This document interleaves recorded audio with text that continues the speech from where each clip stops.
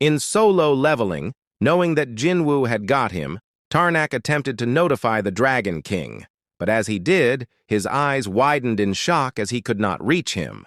Realizing something was off, Tarnac glanced at a nearby building and spotted Tusk casting a spell, tampering with the signals. This strategy couldn't have been thought up by the Shadow Soldiers or the Shadow Monarch, and it didn't correspond to the way the Shadow Army usually operated, which was to sentence the enemies directly in front of them to death.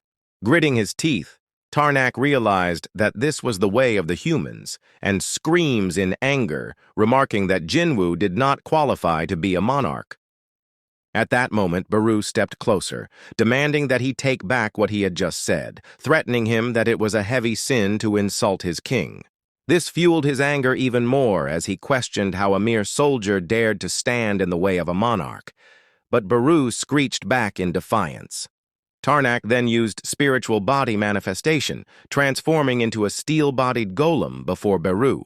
Meanwhile, on the other side of the battlefield, Jin Woo finally stood face-to-face with the Dragon Monarch.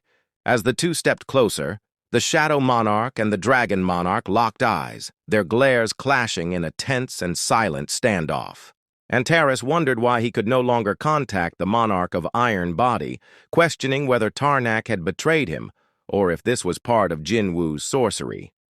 Taking a deep breath, Antares resolved that whatever the reason, he must kill Jin Woo without fail. Gathering his power, he unleashed a devastating blast straight at Jin Woo, the attack consuming the entire area, and melts everything it touches, turning the ground itself into molten lava. Regaining his composure, Antares lifted his gaze toward the sky, his eyes narrowing as he noticed a massive shadow looming above. Jin Woo's voice echoed coldly as he muttered, "Arise." In an instant, hundreds of demonic creatures and shadow dragons surged forth, descending upon Antares like a tidal wave of darkness. Yet Antares remained unfazed. With chilling calmness, he simply raised his monstrous claws, ready to tear through the approaching horde.